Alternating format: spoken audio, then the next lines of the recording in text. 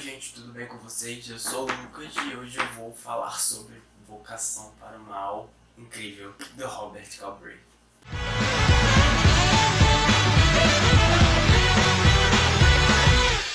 Eu acabei de terminar de ler o livro e, assim, o Iago falou pra eu não fazer isso, pra eu esperar um pouco, mas eu já demorei tanto de ler esse livro que eu falei, não vai dar, eu preciso fazer um vídeo sobre ele, urgentemente. Então eu acabei Vocação para o Mal hoje e eu demorei muito mais do que eu gostaria. Eu comprei o livro há algum tempo, mas eu li tanta coisa junta e faculdade e tudo mais que eu demorei muito para ler, uns 2, 3 meses.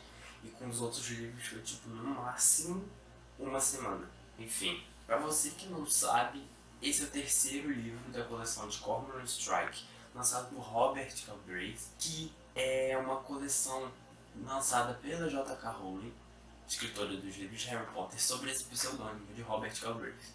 Esse é o terceiro livro. Eu já li o primeiro e o segundo na época de lançamento, mas o Iago acabou o chamado do Cuco agora. E ele ainda vai ler o Bicho da Seda, então depois ele vai fazer um vídeo sobre os dois livros e postar aqui no canal.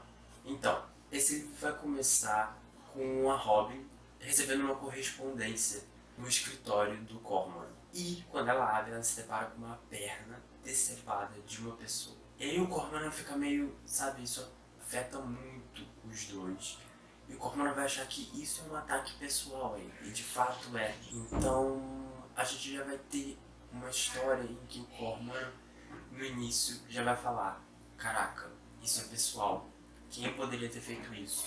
Pode ter sido fulano, fulano, fulano. Então esse livro, ele vai ser diferenciado já aí. No início, a gente vai saber quem são os suspeitos do crime. E não igual aos outros em que tinha todo um processo de descoberta. Esse livro também é muito diferente em outros aspectos. Ele vai mostrar pra gente um lado do Cormoran e um lado da Robin que ainda não foi explorado anteriormente, e que a gente vai ter uma Robin extremamente estressada e a relação dos dois vai se fortalecer em determinado momento e em outros não. Então a gente vai ter essa dualidade do relacionamento dos dois, em que ao mesmo tempo que eles se gostam, que eles acham que a parceria está dando certo, vão ter momentos em que eles vão parar e vão discutir sobre certas coisas. E a Robin e o Matthew, a relação dos dois se já estava desconstruindo essa relação dos dois nos dois primeiros livros. Nesse livro, a relação do Matthew com a Robin está realmente por um fim. E vão acontecendo as coisas no livro que você fica, sabe? É bem interessante analisar o modo em que as coisas foram apontadas assim.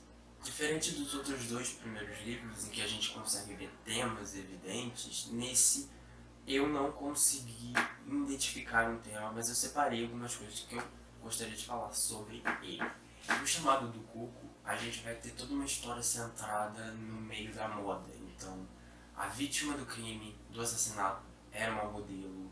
E a gente vai ter jornalista, fotógrafo, maquiador, todo esse pessoal do meio da moda. No segundo, a gente já vai pro lado mais literário. Então nós vamos ter editores, escritores e por aí afora. Nesse terceiro, ele não é focado em determinado assunto, mas os temas que eu consegui ver que foram mais abrangentes, assim, que deu pra notar que ela queria realmente tocar nesse assunto, foi música.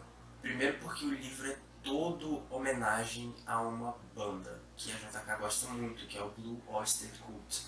Então, o nome do livro é o nome de uma música deles. Tem vários trechos de livros antes dos capítulos.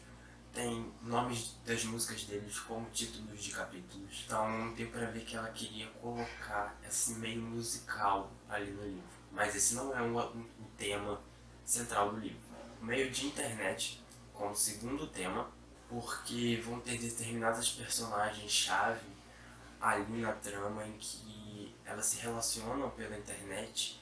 E é aquela coisa que a gente sempre escuta dos nossos pais de não saber se aquela pessoa do outro lado tá falando a verdade ou tá mentindo, vai ser abordado um pouco nesse livro também, mas também não é central. E um outro tema também que eu achei bem interessante, que eu pra falar a verdade, nem sabia da existência, vai ser sobre transdeficiência. E eu achei assim, caraca, eu nunca tinha parado pra pensar que isso poderia existir e eu não tenho opinião formada sobre isso. Os transdeficientes, eles acreditam que eles não nasceram com determinadas partes do corpo.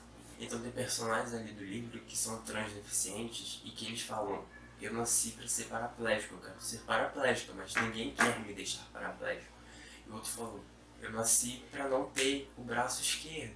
E eu não quero ter o braço esquerdo, eu quero que alguém ampute o meu braço esquerdo, mas ninguém quer fazer isso. Esse é um tema também trabalhado no livro, mas que não chega a ser um tema tão evidente assim, igual nos outros dois. Mas se for pra dizer sobre temas em que o livro retrata, eu colocaria esses três: música, internet e transdeficiência. Por quê? O Cormoran, ele não tem uma perna, ele é deficiente. E há pessoas, a gente descobre que há pessoas que acreditam que ele tenha feito isso com ele mesmo. Não tenha sido um acidente, ele que causou a deficiência dele. E isso também vai ser tratado ali no meio do livro.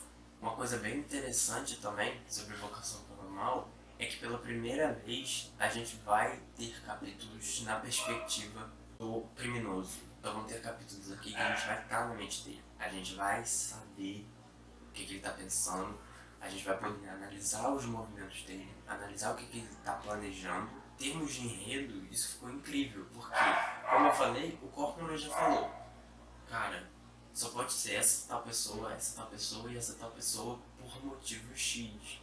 Então, querendo ou não, aquela surpresa no final de quem vai ser o vilão não é tão grande nesse livro, porque o Cormoran, ainda que várias provas que ele coleta durante o livro apontem para direções diferentes, no fim ele sabe que só pode ser uma daquelas três pessoas. E ela aproveitou esse fato de o leitor já conhece quem são aquelas pessoas. Mesmo que no final não seja aquela pessoa, ele já vai estar na mente dele que vai ser uma daquelas três pessoas. Então eu vou aproveitar e colocar alguns capítulos na perspectiva do criminoso. Que aí é bem interessante, porque você começa a analisar se for realmente tal pessoa, você começa a imaginar ele sendo ali, e aí outra hora você pensa que não é ele, aí você já começa a imaginar o outro suspeito ali naquela situação. Foi bem interessante. Então assim, o livro vai seguir basicamente no mesmo estilo dos outros dois. Se você gostou, você vai gostar desse. Por essas diferenças, a história não vai deixar nem um pouco a desejar, ela é incrível, não dá vontade de continuar. E vai ter um grande segmento na história da relação do Cormoran e da Robin. E naquele enredo principal, né, que é o enredo que liga todos os livros. No caso, vai ser a história do Cormoran, da Robin, do Matthew, das relações dele. Enfim, então a gente vai ter um grande avanço aí, principalmente mais pro final, nessa relação dos dois, e que você fica, meu Deus, lance o quarto, por favor. Você não der a chance para ele, se você não deu a chance pro chamado do Cuco e tá vendo esse vídeo, sabe que você tá perdendo uma grande história de detetive. Nesses livros de Cormoran Strike, a gente vê um tipo de investigação um pouco diferente de outros livros de detetive, tipo a Agatha Christie. Mas eu acredito que seja um tipo de investigação um pouco mais misturado com ação, cheio de perseguição, de reviravolta, de tentativa de assassinato, alguma coisa assim. Nesses livros, não, é uma investigação mais real. Então, o Cormoran, ele vai atrás de testemunha, ele vai entrevistar diversas pessoas, ele vai coletar essas informações e vai parar para pensar sobre a opinião dele sobre a conclusão do crime. Então não vai ter muita perseguição, não vai ter muita correria, não vai ter muito tiroteio. Se você está buscando isso, você não vai encontrar aqui, realmente. Muita gente não gosta porque acha que é um livro parado, mas na verdade não é. Não é parado porque você acaba se envolvendo tanto com os pensamentos e com todas as histórias de todas as pessoas que não tem como você não continuar o livro e aí você quer o próximo, quer o outro. Enfim, eu quero o quarto agora, porque apaixonante. Então é isso, galera. Foi esse vídeo de hoje. Espero que vocês tenham gostado. Não se esqueça de se inscrever aqui no canal, só clicar nesse botãozinho aqui vermelho embaixo. Deixe o seu joinha se você curtiu o vídeo, que deixa a gente bastante feliz. E compartilhe o vídeo com aquele seu amigo que falou que ia ler Vocação Manual desde o lançamento até agora não leu. Então, manda esse vídeo pra ele que eu acho que ele vai querer ler o livro.